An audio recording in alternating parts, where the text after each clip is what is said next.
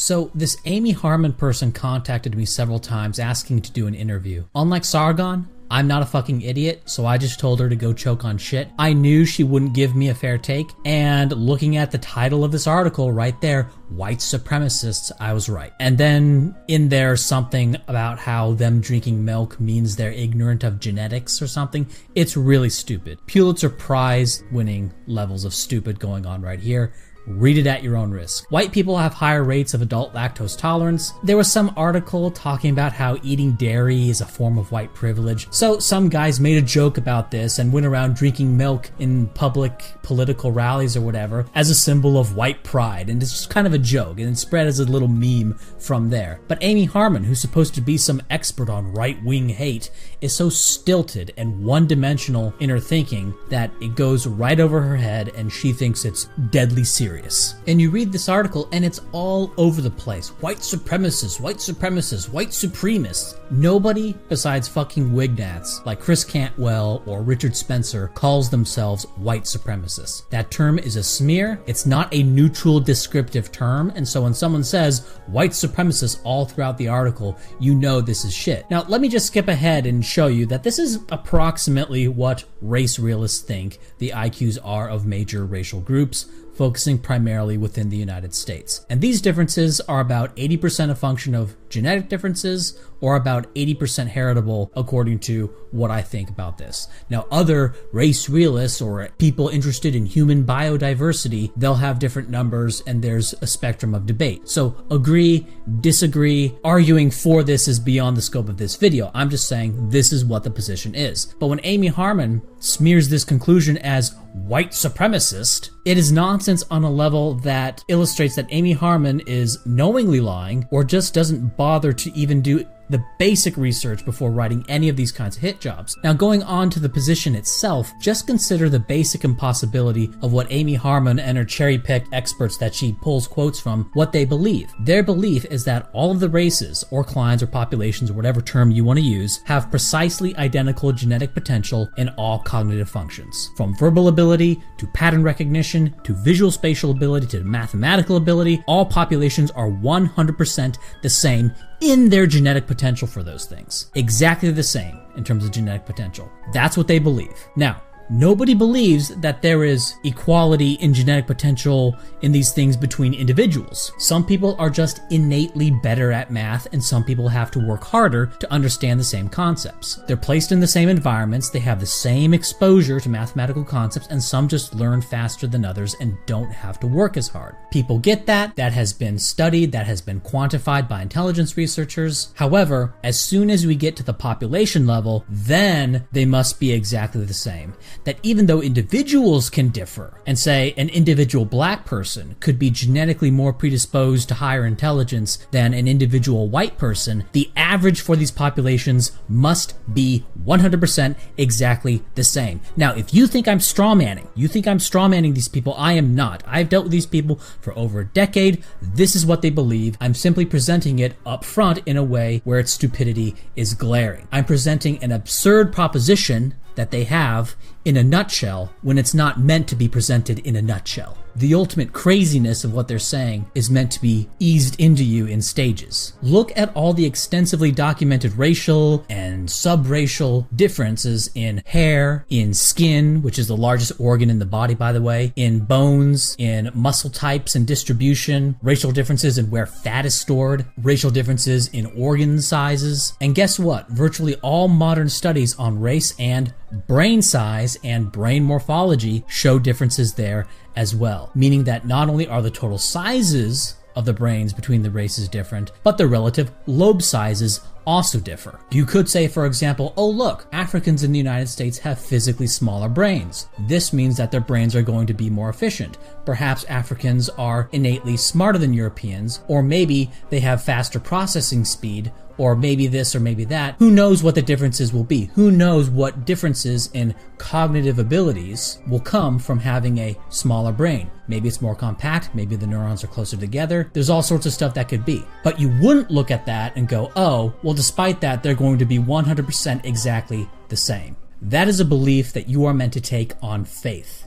Make no mistake, faith that there are no inherent racial differences in anything that the brain does. The debate here, at heart, is about evolution. We can look at differences in fertility between populations in the US and IQ. In general, yes, lower IQ people have been having more kids, but for black people, this trend is even stronger. So let's say that blacks are 100% equal at a genetic level in terms of potential for intelligence as whites. We'll just treat intelligence as a singular thing for the sake of argument here. Well, since at least the 1950s, and in all probability well before that, more dumb blacks have been having kids than dumb whites. So if they're equal today, then they must have been smarter than whites in the 1950s, at least in terms of their genetic potential for being smart. Or if they were equal in the 1950s, well, then they must be dumber today in terms of their genetic potential. You cannot have both because there was a differential fertility here. Nature doesn't do equal. It would be a cosmic joke of a coincidence if all these groups ended up the same in the brain. And wouldn't it be just so convenient if that were the case? Because you have all these New York Times types going on and on about how bad racial inequality is and how all races must be made equal. It's like a holy writ. And of all the possible outcomes, black people smarter by this much or this much, white people being smarter by this much or this much, we're supposed to take as a starting position that they landed on equal, and any deviation from this is literally Hitler. I would have infinitely more respect for the Harmon crew here if they just came out and said that they thought that black people were genetically smarter than white people, because then they would at least be operating in the world of possible outcomes. They wouldn't have this faith-based ideological dictum that they must be the same. They would be saying, well, I think they're smarter. Why do you think they are? Smaller brains, more compact neurons. Maybe look at sports performance and say, aha, see, their sports performance is evidence of at least better kinesthetic abilities, which may then transfer into other cognitive functions, right? You could do something there. There's an argument to be made there that blacks are smarter than whites. I think it's wrong. I would argue against that. I have a very different conclusion, but at least if you're making that argument, you're dealing with something that could possibly be true, right? You're not dealing with the kind of cult belief. You're dealing with something that has some sort of connection to reality, even if it's kind of tenuous and even if it's a really rough hypothesis. And I'm sure people in here are going to want me to respond to more specific things said in this article, but what the hell do you want me to respond to? Like, here's a quote from the article. Some scientists suggest that engaging with racists would simply lend credibility to obviously specious claims. Yes, the obviously specious claim that evolution did not stop at the neck. How specious. Many say that they do not study race in any case. The racial categories used in the United States Census correlate only imperfectly with the geographic ancestry groupings of interest to evolutionary geneticists. Black, for instance, is a socially defined term that includes many Americans who have a majority of European ancestry. Okay, well, this is wrong. Here's genetic cluster data. Socially identified black clusters in the black cluster 98% of the time. If you use more than 100 markers for a categorization, you're going to get even more accurate results, and this also works with random SNPs. We've done this to death. I've gone over this ad nauseum previously, but what Harmon's gambit boils down to is just an authority jam down. Harmon finds the experts to say what she wants and then weaves that into the narrative. There's no argument made in this little quote. There's no arguments being made in anything said in this article. It's just a geneticist says, well, black is a totally constructed category and doesn't refer to real genetic groupings. There's not any data presented there to show that. It's just proclaimed to be and sort of treated as if it's like some sort of default starting point argument. The problem with this authority jam down argument is that if you apply evolutionary thinking to humans, you will be blackballed if you're in an academic setting. For example, James Watson, when he just mentioned in passing that Africa would probably remain poor due to their genetic potentials, he was kicked out from his own institute. And of course, academics are trying to retcon James Watson as not having ever been a very good scientist or whatever in order to justify their blackballing of him. You can also look at Bruce Lawn, who studied population differences in microcephalin, and he decided to stop the research because he was told that if he didn't stop, his career would be in danger. Or Richard Lynn, whose degree from Ulster University was revoked because he said some things that they thought were racist at Ulster University. Not wrong, but racist. And don't take it from me on this. Here's how Wikipedia describes it. Quote, in February 2018, the Ulster University Students' Union. Students' Union? What the hell does a students' union have anything to do with? Anyway, Students' Union issued a motion calling for the university to revoke Lin's title as emeritus professor. The motion argued that Lin's title should be revoked because he had made statements that are racist and sexist in nature. The university agreed to this request in April 2018. Notice, not incorrect statements, but statements that were racist and sexist in nature. And while not about race, another example would be Lawrence Summers at Harvard, who was fired for saying that men and women might not have as much variability in intelligence, i.e. women will have fewer dumbbells and Nobels than men, whereas men will be more extreme. You'll have more really stupid men, but also more really smart men, resulting in the intellectual elite in any society being disproportionately male. And this thing that Lawrence Summers said, this is not even a hypothetical thing. This is not even a hypothesis. This is a well-established fact. And he got fired for this. He got fired for saying something that is just a fact, that is just true. Any standardized test, you always see this. You always see more variability in the male population, in the female population. It's a rule. But the point is that experts who point to human differences get fired. Or you can look at the case of Drushton. He had what was once the most commonly used intro to psychology textbook in Canadian universities that was just pulled from use. So you get blackballed. So when Harmon pushes the academic elite angle here with the Harmon crew, she's dealing with a politically filtered population, because the experts that publicly don't agree with the virtually impossible position of absolute race equality, they get fired or otherwise marginalized. And it's very telling that this is the only way that Harmon knows how to push this narrative, is through the authority jam down. But even in this Stasi environment that you have in universities in the US, anonymous surveys of intelligence researchers, biologists, physical anthropologists, they recognize biological race and recognize that some proportion of the intelligence differences between the races are a function of genetic differences or are heritable. Consensus on that centers around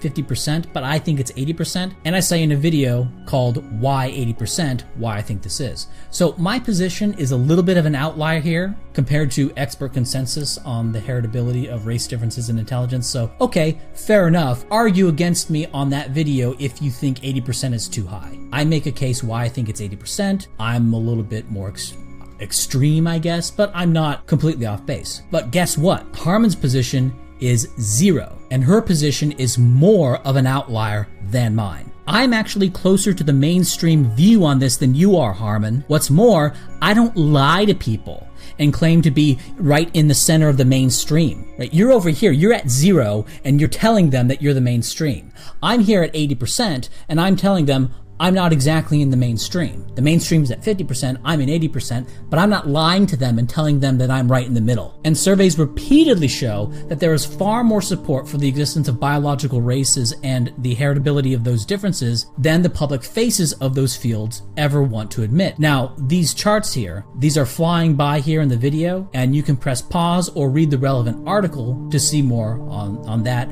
Read the charts at your own rate, and also find the links to the original sources within that article that's linked in the video description. I'm not linking to the original studies in the video description here. However, the article does link to those original studies. Now, I shouldn't have to bring any of this up because we should just be able to argue the argument and move on, and shouldn't be appealing to authority. You know, appealing to authority is a fallacy, right?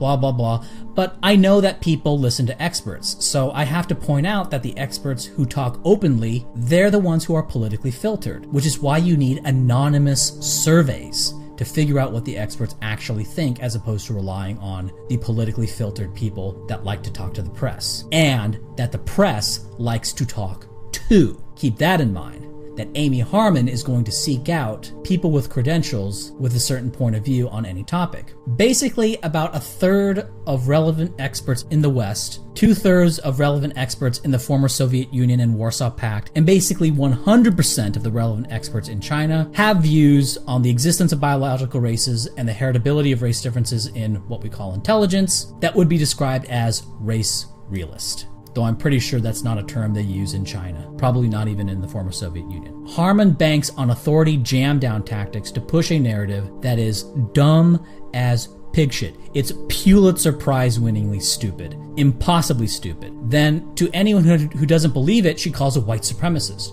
If you think Asians, Indians, and Jews have higher IQs than Amerindians and Polynesians, you're a white supremacist, according to Harmon. And as a cherry on top, the Harmon crew here goes on about ye old scientific races from the 1800s. And what's hilarious about this is that in the New York Times itself, they had an article showing that Stephen Jay Gould just shit out the mouth lied about Samuel George Morton. Morton had a collection of skulls from around the world, and he ordered them by size and found that size differences between the races. Stephen Jay Gould, in Mismeasure of Man, claimed Morton got the data wrong, and Gould then quote-unquote corrected this data. And he corrected this data mathematically. Gould didn't go himself remeasure the skulls. He was able to, with a pen and paper, correct Morton's mismeasurements. And Gould's corrections, guess what? They oh so conveniently showed the races to be absolutely identical. The problem for Gould is that the State University of New York actually had Morton's collection of skulls right there. And in 2011, they decided to finally, let's just measure the skulls. Now, that fact alone is a bit disturbing that it took them this long to actually just measure the skulls, do something that simple. But they did in 2011, and they found that no, Morton's measurements were correct, and Gould was a liar and a slanderer. Done.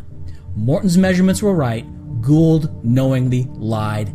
Case closed. There's a few hacks floating around on Twitter that like to do all sorts of mathemagic to vindicate Gould. Buddy, it's a fucking volume measurement. It's not rocket science. There's not a whole lot of room for mathemagic to try to vindicate Gould's corrections of this. No, you measure the skulls, you measure the volume of the skulls, the end, done. Morton was right, Gould lied, case closed. Now, the only reason we know that Gould lied about Morton is because we have Morton's skulls. Everyone else's collections were lost, so there's no way to check those. There's no way to check the claims that Gould made about all these other guys mismeasuring skulls. And beyond this, modern measurements, those including those that use MRIs, they vindicate what Morton and all the old scientific racists, quote unquote, were saying. So what are we to say now? Are anthropologists fudging the numbers up to the 2000s? This unbroken chain of everyone who measures skulls all committing fraud?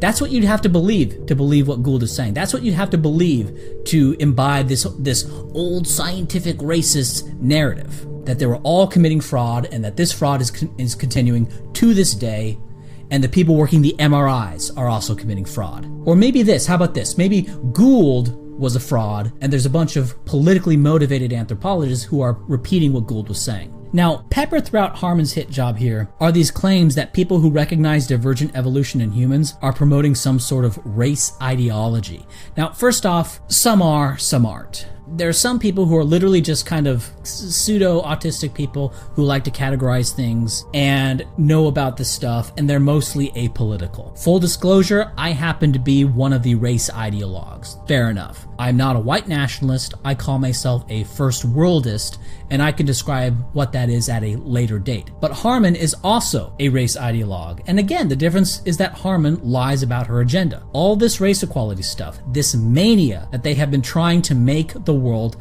flat. What does the denial of divergent evolution result in, politically speaking? Well, it results in a kind of racial nationalistic rage, a rape and revenge narrative that tends to motivate all nationalistic excesses. This belief that we were wronged by the country around us, so we have the right to take revenge upon them. That's where you get the atrocities. The atrocities are always motivated by a sense of revenge against people who have done us wrong. The reality is that when you control for IQ, these race differences in economic outcomes not only go away entirely, but in some cases invert. But you have blacks and Hispanics imagining that the cause of their being poorer than whites is a result of various boogeymen sort of lumped into this notion of white privilege. White privilege, a privilege that nobody wants. You got all these people pretending to be Indian, pretending to be black. Nobody wants this privilege, and the very fact that white privilege is sort of an epithet to be used against whites is a piece of evidence itself that white privilege doesn't exist.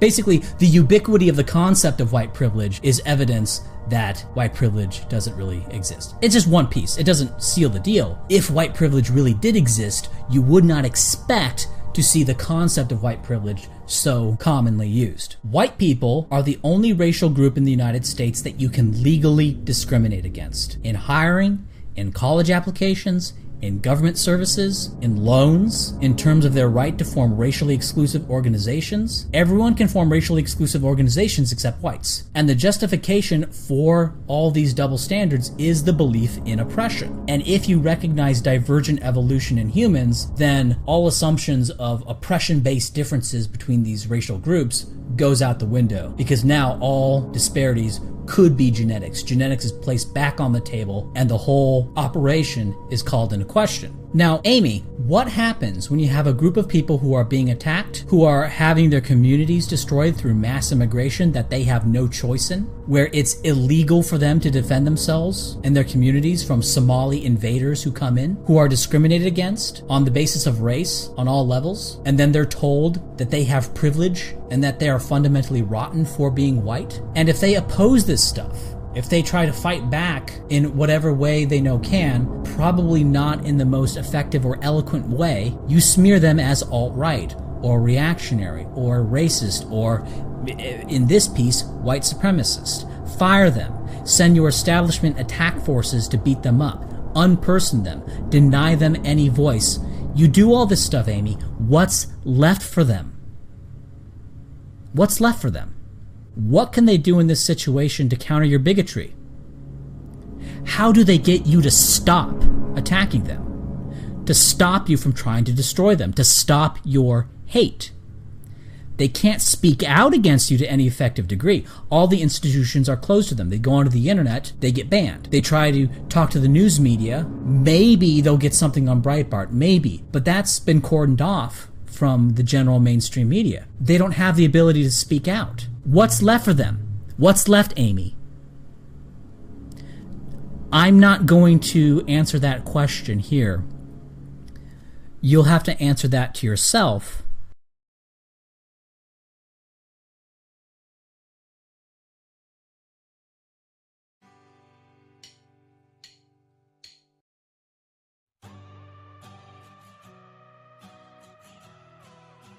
Alright, it's time to come back. I'm ready to be back, taking a crack at 2 videos a week now. We'll see if I can keep that up. It'll be a bit different now though. Previously, I had a lot of videos that were massively backed up by a lot of prior data that was gathered over previous years. But that has since been exhausted. My YouTube channel has been, in a sense, a harvesting of prior work that I and Sean have done. I then tried to maintain that level of output with that level of data after the prior data had sort of been harvested, which was, of course, impossible. I can keep up that sort of post-Kraut pace in terms of number of videos, or I can keep up the level of data per video, but I can't do both. So I had to make a choice. Do I keep up the level of data, or do I keep up the volume output? And I've chosen to keep up the volume output. Of course, I'll always be data-driven, but it cannot be at the previous level. It just can't. Now, if you like what I'm doing here, please consider donating to my friend who runs the Patreon page, Cool Tapes. He'll make a cool picture, and it seems like he does it every time I put out a video on this channel, but I'm sure that's just a coincidence. But just know that each video I make takes between 12 and 20 hours to make, so just keep that in mind when deciding whether or not you want to donate to this guy, Cool Tapes. Take into consideration how long it takes me to make a video when deciding whether or not all you guys want to give him, you know, $500, $600 per picture he makes. So I'm back, and it looks like alt-right is kind of fading away, and I think we now have a chance to start something from the ground up. Something with a proper formalized platform, a clean slate, a new beginning of the first worldist era.